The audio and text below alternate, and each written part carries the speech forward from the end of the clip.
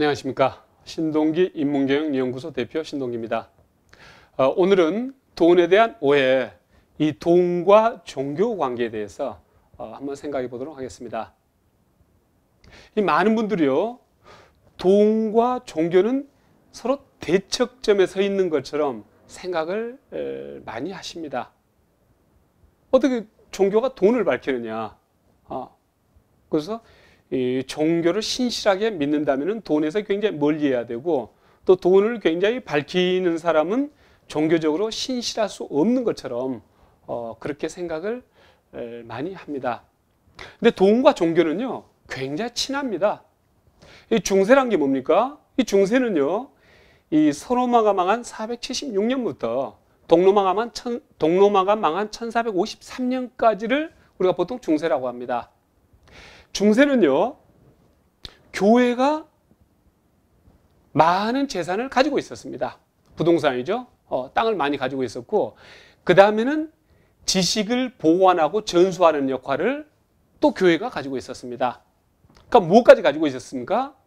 죽고 난 다음 천당을 갈 수 있느냐 없느냐 하는 부분까지 가지고 있었습니다. 그래서 중세 1000년 동안 실질적인 권력자는 누구냐? 교회였습니다. 그래서 돈을 비롯한 모든 권력을 교회가 다 가지고 있었던 거죠. 그래서 돈과 종교는 굉장히 가깝습니다. 그래서 먼저 기독교에서는 어떻게 돈을 인식을 하고 있느냐 하고 성경 차원에서 보면은 그 마태복음 6장에는 하나님과 재물을 아울러 섬길 수 없다 하는 내용이 나옵니다. 그러니까 하나님을 선택할래? 돈을 선택할래? 상당히 곤란하죠? 이제 그런 식으로 나오고, 그럼 마르코복음 10장에는요, 부자가 하나님 나라에 들어가는 것보다 낙타가 바늘기 빠져나가는 것이 더 쉬운 일이다 하는 내용이 나옵니다. 그러니까 마태복음에서는 돈을 선택할래, 마태복음 6장에서는 돈을 선택할래, 하나님을 선택할래, 이렇게 이야기했는데 마르코복음에서는 상당히 좀 완화돼서 이제 나오는 거죠. 그래서 부자가 하나님 나라에 들어가는 것이 낙타가 바늘기 빠져나가는 것보다 더 어렵다. 돈을 잘 쓰라는 이야기죠. 그러니까 돈을 전적으로 부정하는 것은 아닙니다. 그러다가 이제 마태복음 25장에 가면은 달란트 비유가 나오는 거죠. 주인이 길을 떠나면서 종 3명한테 이제 돈을 나누어 주는 거죠. 그래서 나중에 다시 집으로 돌아왔을 때 어느 한 종은 어떻습니까? 그 돈이 없어질까 두려워서 땅 속에다가 잘 묻어서 보관해 놨다는 이야기죠. 또 다른 종 하나는 어떻습니까? 열심히 노력을 해가지고 이 장사를 하고 해서 그 돈을 크게 불렸다는 이야기죠. 그래서 그 주인은 바로 그 돈을 묻어둔 그 1달란트를 빼앗아가지고 그 10달란트를 가지고 있는 그 열심히 이제 해서 돈을 불린 그 친구한테 이제 주라고 하는 거죠. 그렇죠? 그래서 돈을 굉장히 열심히 해서 돈을 불렸다. 그건 굉장히 좋은 행위로 이렇게 보는 거죠. 그래서 마태복음 6장이나 마르코복음 10장, 그 다음에 또 마태복음 25장을 볼 것 같으면 돈에 대해서 좀 더 완화돼가는 그런 것들을 이제 느끼게 됩니다. 근데요, 누가복음 8장에는 어떤 내용이 나오냐면은 예수님을 도운 여인들 이야기가 나옵니다. 그러니까 12제자를 데리고 다니면서 이제 많은 이제 그 언행으로 이제 보여주시는 거죠, 가르침들을. 그러면서 12제자뿐만이 아니라 많은 사람들이 예수님을 따라다니는데, 우리가 성경에서 오병이어 5개의 빵과 2마리의 물고기를 가지고 그 몇천 명 많은 사람들을 먹이는 이제 그런 장면들이 나오죠.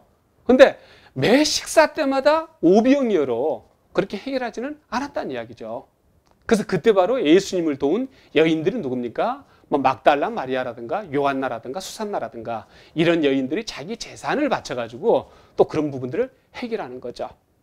그래서 어떻게 보면은 막달라 마리아나 요한나, 수산나 어떤 그런 여인들이 자기 재산을 내놓지 않았으면은 아마 예수님은 끼니 때마다 오병이어 기적을 매번 하셨어야 될 거예요. 그렇죠? 기적도 한두 번이죠. 아무튼 성경에서는 돈에 대한 인식을 상당히 다양한 스펙트럼으로 이렇게 보고 있습니다. 그러나 누가복음 8장에 나온 것처럼 돈이 필요하다는 이야기죠. 종교를 많은 사람들한테 좋은 가르침을 퍼뜨리는 데서는 돈이 필요하다는 이야기죠. 공자님은 어땠을까요? 공자님은요. 공자님 역시 현실에 발붙이고 사는 사람이기 때문에 굉장히 돈이 필요했습니다.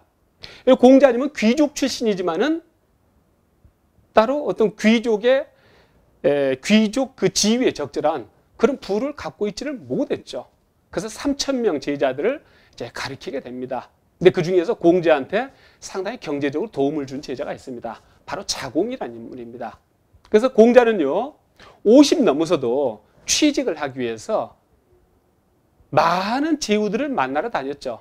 근데 취직이 잘 안 됐죠. 취직이 됐어도 짧은 기간 이렇게 뭐 요즘으로 볼 것 같으면 일단 계약직 정도로 이렇게 있다가 다시 나오는 것이고요. 그래서 아이들을 가르치면서, 제자들을 가르치면서 거기서 이제 수업료 받아서 이렇게 먹고 살고 했는데 그걸로는 충분치 않았던 모양이에요. 그 자공이라는 인물이 많이 경제적으로 도움을 줬다. 이런 내용들이 나옵니다.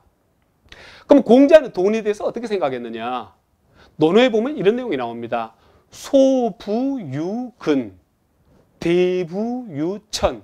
소부, 작은 부는요, 유근, 근면함에서 나온다는 이야기예요. 그러니까 부지런하기만 해도 우리가 작은 부자는 될 수 있다는 이야기죠. 그럼 대부유천, 큰 부자는 하늘이 내린다는 이야기입니다. 그래서 공자님은 저는 열심히 일했는데 이렇게 가난합니다 하는 사람들한테 아마 해 주었던 말인 것 같아요. 작은 부라는 것은 근면하기만 해도 가능하다. 그러니까 큰 부자가 안 되는 것은 운이 없었다, 하늘이 돕지 않았다, 이렇게 핑계댈 수 있겠지만은 작은 부자마저 안 되고 최소한의 어떤 경제적 생활마저 되지 않는다 할 것 같으면 그건 전적으로 내 탓이다 하는 말씀이라고 생각이 듭니다. 그다음에 어떤 말씀도 있냐면요, 이건 굉장히 좀 추상 같은 이야기예요. 부이무교이 빈이무원난이라는 말씀을 하셨어요.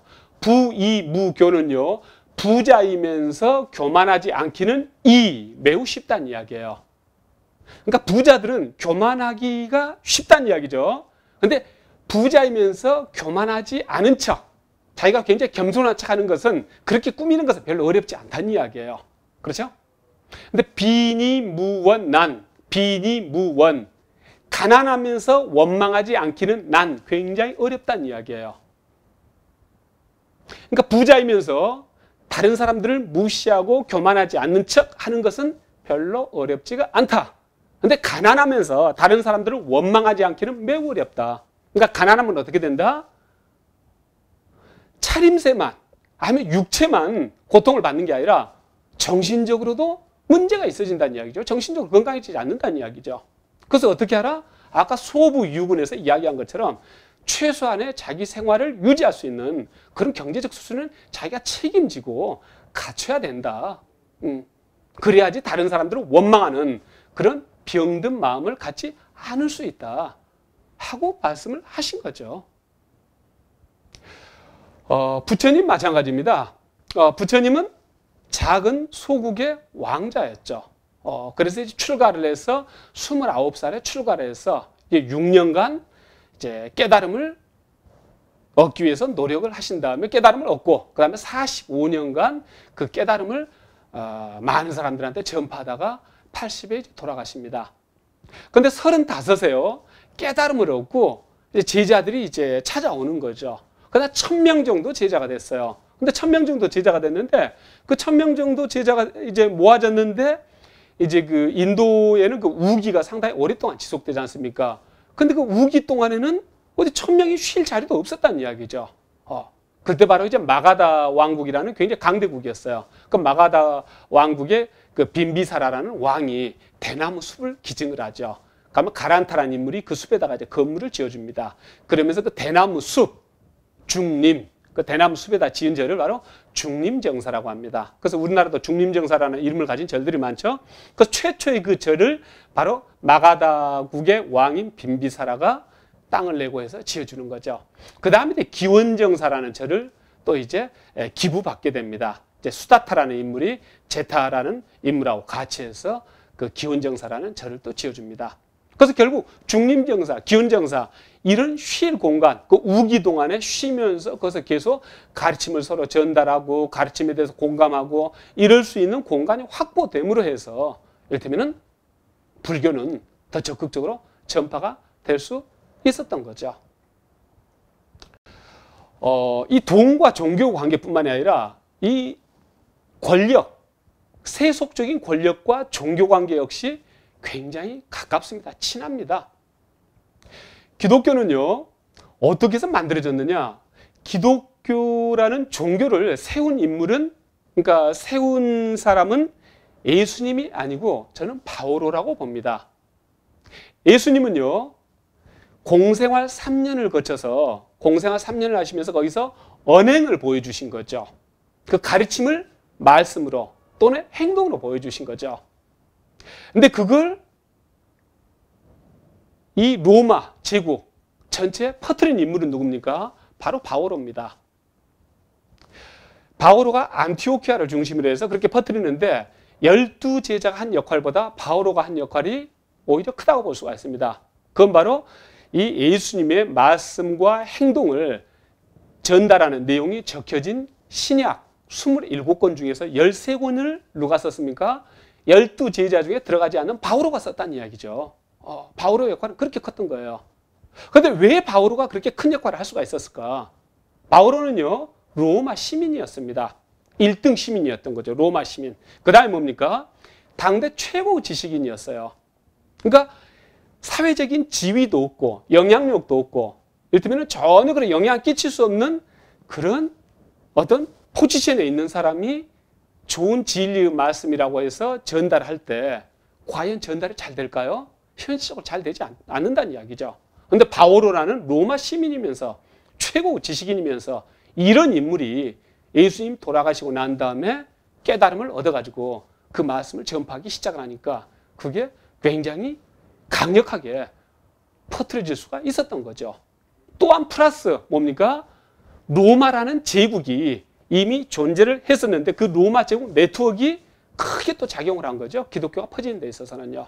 그러면 하나 더 그 기독교가 그렇게 짧은 기간에 확산되는데 큰 역할을 하게 된 배경 하나 더 말씀드린다면 바로 스토아 철학을 말씀드릴 수가 있습니다.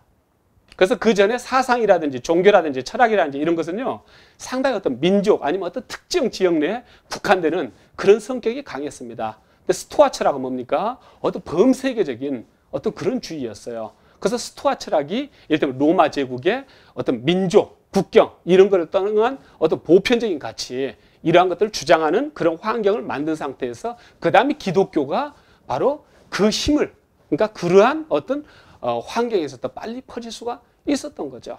그래서 결국 기독교가 하나 종교로서 우뚝 서고 오늘날까지 그런 큰 어떤 영향력을 발휘할 수 있었던 것은 당대 최고 지식인 바오로, 그 다음에 당대 세속적인 최고 권력 로마 제국, 그 바로 또 스토아 철학 이런 것들이 바로 그 종교를 오늘날의 모습으로 있게 했던 거죠.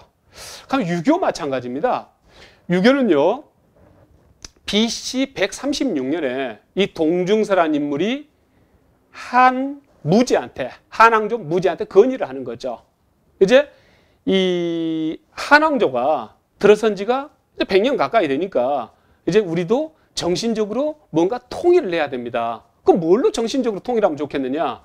유교가 어떨까요? 하는 거죠. 유교 좋다. 그럼 그걸로 하자. 해가지고 그때부터 유교가 이를테면 중국의 중심 사상이 되고 관학이 되는 거죠. 그래서 그때부터를 우리 이제 동양 철학에서는 경학시대라고 합니다. 그 전에는 자학시대라고 합니다. BC 136년 전에는요. 그 자학시대는 뭡니까? 유교뿐만이 아니라 많은 그 사상들, 그 주장들이 있었다는 이야기죠. 근데 BC 136년에 바로 한왕조가 유가를 하나 관학으로 중심 사상으로 채택하면서 그때부터 바로 오늘날 우리가 알고 있는 그 아주 이 동양 사상의 중심인 유교의 포지션이 바로 자리 잡기 시작을 했다는 이야기죠. 또 불교 마찬가지입니다. 앞에서 말씀드린 것처럼 부처님은 바로 왕족입니다. 왕족.